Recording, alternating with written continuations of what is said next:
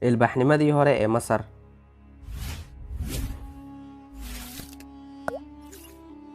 Ilbaxnimadii hore ee Masaaridu waxa ay ka dhalatay dhinaca waqooyi bari ee qaaradda Afrika muddo lagu qiyaasay 5800 oo sano ka hor dhalashadii Nabi Ciise.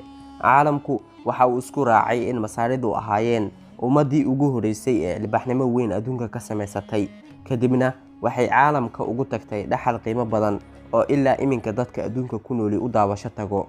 Haddii aynu sii raacno waxyaalaha u sabab ahaa dhalashada ilbaxnimadaas, waxaan ka soo qaadan karnaa dhowrkan waxyaalood. Tan hore, ilbaxnimada Masar waxay ka abuurantay hareeraha webiga weyn ee Niil.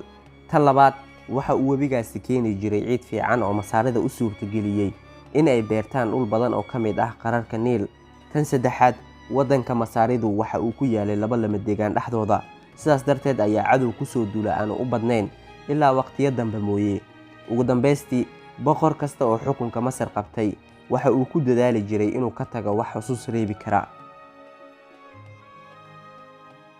Sida ay boqortooyada Masar ku bilaabantay. Sida taariikhdii hore sheegayso, dhulka Masaaridu waxa uu qaybsanaa laba gobol, mid la oran jiray Masarta Sare iyo mid kale oo ahayd Masarta Hoose. Labada gobol mid waliba waxa uu lahaa boqortooyo gaar ah. Markay taariikhdu ahayd 3500 oo sano ka hor dhalashadii Nabi Ciise, ayaa boqor la oran jiray Menes uu isu keenay labadii boqortooyo. Menes waxa uu u sameeyay dowladii cusbeed magaalo madax la oran jiray Memphis, waxaana ay ku taalay Masarta Hoose. Halkaas ayay boqoradii isaga dambeeyay waddankana ka xukumi jireen.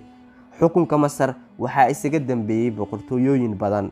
Waxa inaga filan in boqor kasta oo talada waddanka qabtaa uu ku dadaali jiray in dhismihii raggii asiga ka horeeyay bilaabeen halkiisii ka sii wado. Waxyaalihii Masaaridii hore ka tageen. Sidii aynu horeba u soo aragnayba, ilbaxnimada Masaaridu kuma ay dhisneen wax muuqda uga taga caalamka idinka dambeeya kaliya, ee waxay ahayd mid ku dhisneed fikrado aad u qoto dheer, isla markaana ku fadhiyay cilmi heerkiisa uu sareeyo. Taasina waa mid adduunku uu ka faa'iideystay. Dhinaca cilmiga sayniska, waxa adduunku isku raacay in Masaaridii hore aqoon dheer ah u lahaayeen cilmiga juqraafiga, cilmi falaga iyo xisaabta oo iyadaba asaas u ahayd. Waxa kale oo ay aad ugu xeel dheeraayeen cilmiga kiimiyaha. Inay aqoon gaar ah u lahaayeen waxa daliil u ah in wali aan la helin daawadii ay jirka boqoradoodu ku dhoobi jireen. Xagga dhismaha, muran kuma jiro in caalamka xagga dhismaha uu kaga dayday Masaaridii hore, waxaana tusaale inoogu filan sida la yaabka leh ee taalooyinkoodu u dhisan yihiin. Waxyaalaha Masaarida lagu xusuusto waxaa ka mid ah in ay ayagu ahaayeen ummadii ugu horeysay ee afkeeda qortay. Taasi waxay u suurtagelisay in wax alaala wixii fikrado ay lahaayeen ay qoraan, adduunkana uu maanta akhrisan karo. Farta Masaaridu waxa ay ku bilaabantay sabiro, laakiin muddo dabadeed ayay isu beddeshay xarfo loo yaqaan hieroglyphia.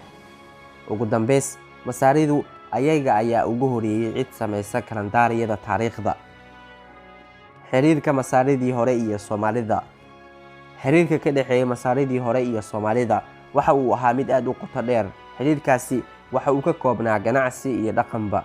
Xagga ganacsiga oo ahaa midka ugu muhiimsanaa, waxa uu heer sare gaaray markii boqoradii la oran jiray Hatshepsut oo muddo 22 sano ah xukumaysay dalka Masar ay doonyo u soo dirtay Soomaaliya, iyaga oo siday alaabo fara badan oo ay ka mid ahaayeen jijimo, dugaagado, alaabo la naqshadeeyay iyo hadiyado loo soo diray dadka Soomaalida. Isla markaa waxa doonyuhu dalkeena ka qaadi jireen beeyo, malmal, hargo, harimacad, baalgorayo iyo dhir la doonayay in lagu talaalo dalka Masar. Sheekada safarka doonyahaas waxaa lagu qoray derbiga haatan loo yaqaan Deir al-Bahri ee ku yaala magaalada Aswan ee dalka Masar.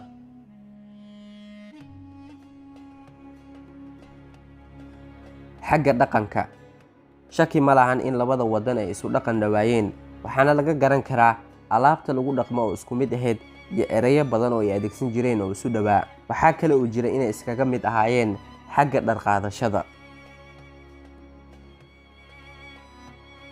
halkaas ayaan kusoo gabagabaynaynaa muuqaalkeena ku saabsanaa ilbaxnimadii hore ee Masar oo ah mid ka mid ah ilbaxnimooyinkii ugu faca weynaa taariikhda bini'aadamka.